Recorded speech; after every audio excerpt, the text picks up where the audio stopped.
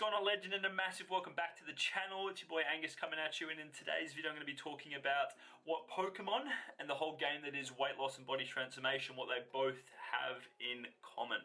So thanks so much for stopping by to click on this video.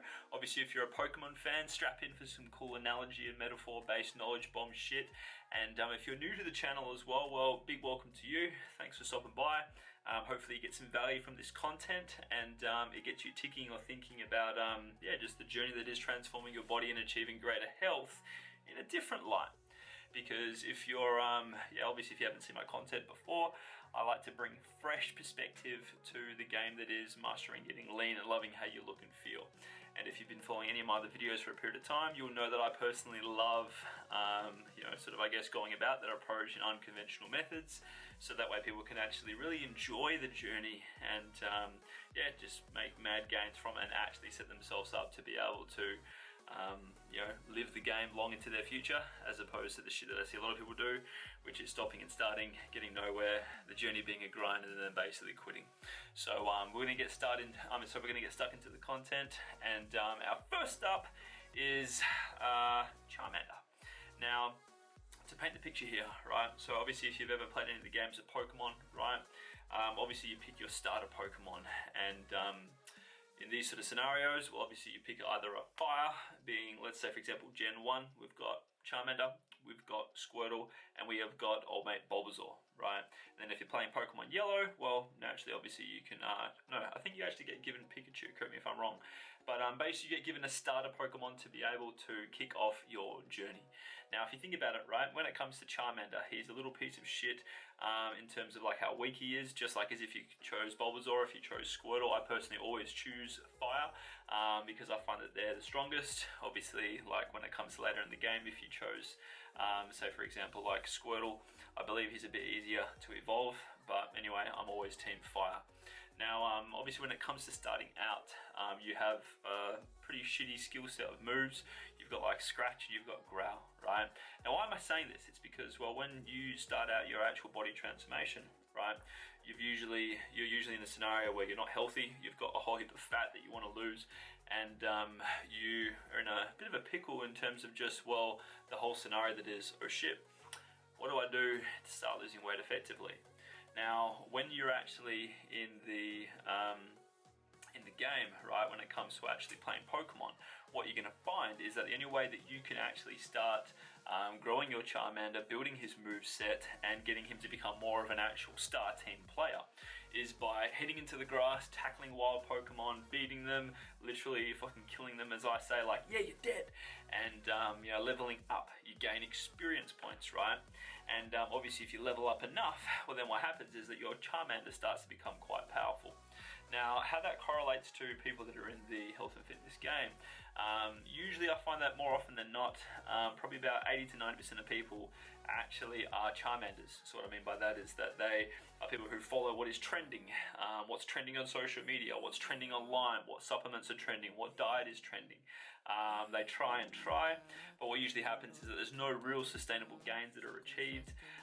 They fail quite easily because they don't have, like, all they know is just restriction. All they know is the boxes that they're putting themselves in terms of the rules that come with the diet that they're doing. And they end up spending so much money just on shit, on products, on pills and supplements, and all sorts. And basically, well, yeah, like a lot of this stuff that they put themselves through is stuff they shouldn't really be doing. And as a result, more often than not, a lot of people end up quitting without even being able to see their true potential. They quit not even getting beyond a Charmander.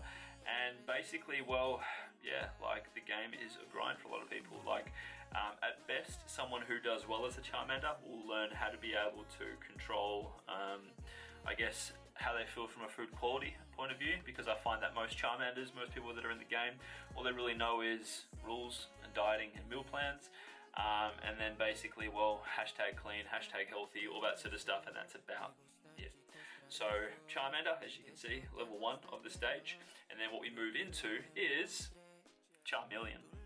Now, I remember back when Pokemon was fresh and it was on Cheese TV and stuff, and I remember when Charmander first evolved, I was like, holy shit!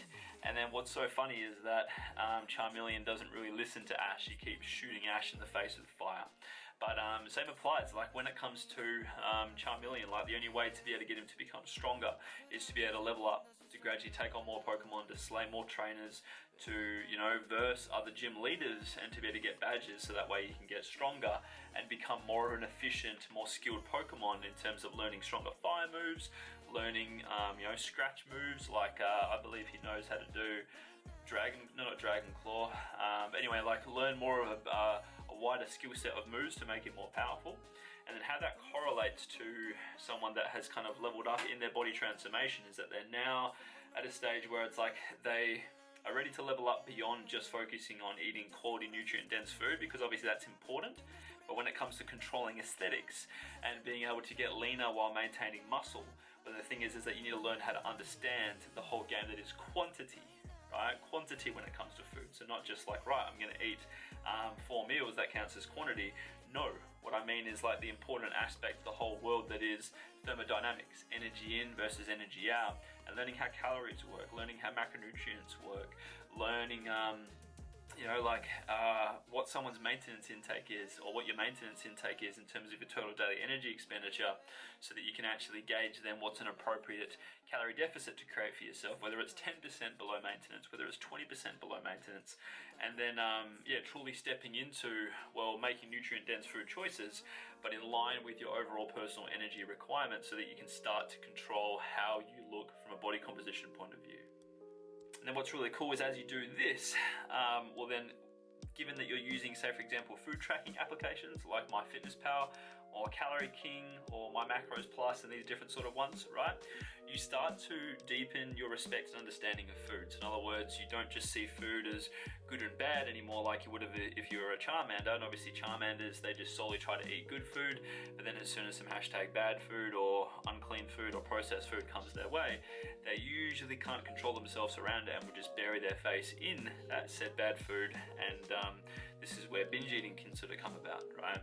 Whereas when you're at a level in a Charmeleon, well, because you're using application like MyFitnessPal on your phone and you know, smashing it away with that, so that way you can be learning kind of like, you know, which foods are calorie dense, which foods are not, which foods contain lots of protein, which ones don't. You know, like it allows you to step into a new world of education, meaning that because you're embracing this new world of flexibility and moderation, as opposed to restriction and putting food labels and like those sort of boxed in guidelines around food, this moves you into a new percentile of well, yeah, Pokemon evolution, because a lot of people won't even become Charmeleons. Like they'll get pretty close maybe, but then because all they know is just restriction and grinding away with the super hard regimes that they're following, as soon as their routine is broken or life gets busy or hectic or whatever, they revert back to old eating habits or whatever, and then their results are lost, right? So obviously enough time in the game of doing these things as a Charmeleon. Well, this is then obviously where you step into a pretty cool scenario, which is that you know how to control how you feel from a food nourishment point of view and stuff like that, and vitality. And then you step into what's pretty cool as well, which is controlling how you look. And the cool thing is that, well, this will allow you to be able to yeah, start seeing some pretty sick results and feeling really, really good about your relationship with food. And then naturally, usually I find that when people have got an awesome relationship with food and they're loving how they're feeling and stuff like that, this has a ripple effect into their training, and they start making really good gains in their lifting, they're consistent, and they're in a really good state of flow. Now, obviously in the Pokemon series, well, like for like a Charmander to get to a Charmeleon, there's quite a gap. Like you start at level 5, but you don't evolve until you're like level 17 or 18, right? But then to be able to become a Charizard, so literally where maybe 5% of people might even get to the stage where they can become a Charizard, right? This is level 36, so the thing is that if someone can get to here and they can keep grinding and gaining experience as a Charmeleon, right? Well, the thing is that when you're a Charizard, the thing is that at this stage you've mastered food quality, you've mastered food quantity, and you literally know how to control to a really great depth how you look, how you feel, how your body functions. And then at this sort of stage, really you've been in this evolution timeline for probably about 6 months to a year or so maybe. So you've had experience weighing food, you've had experience tracking while traveling and things like that. You don't freak out when it comes to eating out and stuff like that. Like you're already less and less involved with the trends of things that are up and coming on social media and stuff like that, and you're more centered in just, well, your own eating habits, and you find that you're feeling more healthy than what you did when you started anyway, when all you thought you knew was just how to eat healthy anyway. So the cool thing here is that like when you're a Charizard and you've got these skills and abilities up your sleeve, if you desire, you can keep following them to be able to get photo shoot lean quite simply. It's just a means of patience and progress over time. And maintaining when you're at this level as well is quite easy in terms of being able to stay lean year round, because the thing is that you know and you have experience with eating at maintenance, but then also knowing how to actually shift back into a safe deficit shouldn't if you desire. So that way, well, if you want to dial in for like hashtag Stereosonic or DEFCON or like beach ready body shit and all that sort of stuff, well, you've got the tools up your sleeve to be able to do so. It's just a means of tweaking your overall energy in, and then making food choices accordingly. And what's exciting is that if you're familiar with some of the newer school Pokemon, like Pokemon X and Y and Sun and Moon and stuff like that, you'll know that there's such a thing as mega evolution. Now, how this correlates to real life scenarios and body transformation is that, like, for someone to become a mega Charizard, you literally become part of the 1%. So like I find even personal trainers and online coaches and stuff won't even have the knowledge to be able to get to this level. And this is something that can take some time to get to, because, well, you need to have mastered flexible dieting and eating healthy and stuff to a degree that you've experienced that took you to getting single-digit % body fat lean, so that you've experienced and mastered that, right the way through to using it to maintain for a period of time so that you can experience recomposition and periods of time without tracking on MyFitnessPal and that sort of thing, all the way through to utilizing it for bulking, where you're trying to stay lean while also adding lean muscle tissue, so that your weight increases and so that it changes your appearance that way, right? But the thing is that like, to be a mega Charizard is fucking awesome, because you don't need to rely on MyFitnessPal anymore. You can basically like be at a stage of level of relationship with food where you just know what's in everything. You can wing your days and know that you're eating enough food. You know how to dial in quite easy. Like, if you need to spend a couple of weeks on MyFitnessPal just to tune in with yourself, you can be in tune with your own internal hunger cues and stuff like that.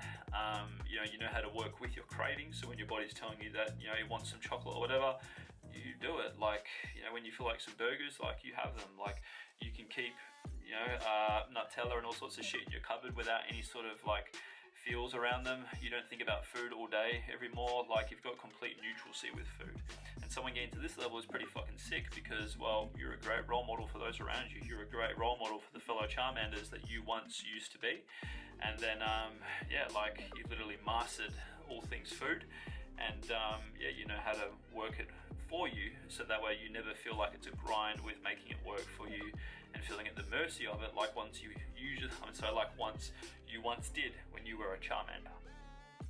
And the cool thing is that once you're once you get to a Charizard level, or better yet, if you can commit to becoming an actual mega Charizard, like I love to get my clients to, because I work with them over a long-term period of time. If you can get to this level, well, you're free. Like, you would never struggle with the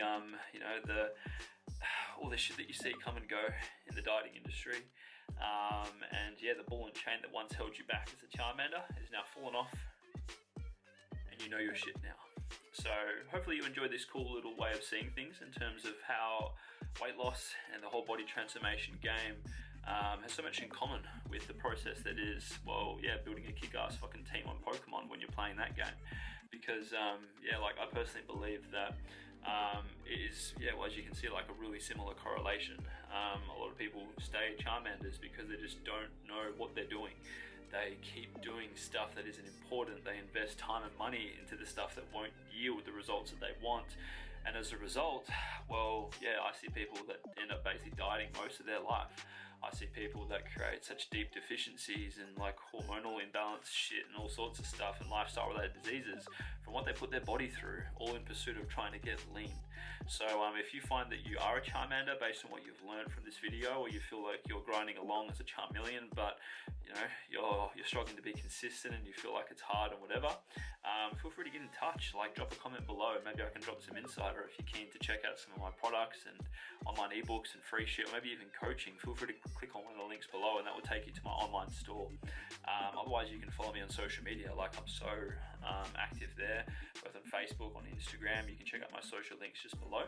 And in that way, by following in my journey and learning some of my stuff on a frequent basis, because I obviously post daily on my socials, that'll be of great value to you to help give you insight and perspective to be able to approach this in a way that is sustainable. Because that's the biggest thing in this day and age, sustainability. Like, if you can't see yourself applying what you're doing, for 12 months, 3 years, like ongoing, well then chances are that whatever you're applying yourself to isn't going to be something that you can build a lifestyle out of. Because that's the biggest thing here, lifestyle. It's all and good for people to lose weight from their quick shreds and stuff like that, but I'm yet to see, literally diets have a 90% failure rate because of the rules and stuff that they box you in. And obviously if you like food and you take that pleasure away, naturally this is then where people set themselves up for failure. So if you found this video valuable, please give it a like, and that way the YouTube gods will show it to more people, especially if you love Pokemon. Let's make that happen. And hey, if you're new to the channel, this is one of the first videos that you've seen from me. I highly suggest you check out the upload section. More sick content you can check out, more sick value, more sorts of all recipes and food challenges and shit like that. Would love it if you can check those out, and definitely think about subscribing. Either way, thanks for watching. Peace out. Have an amazing day. See you next time in the YouTube world. Catch ya.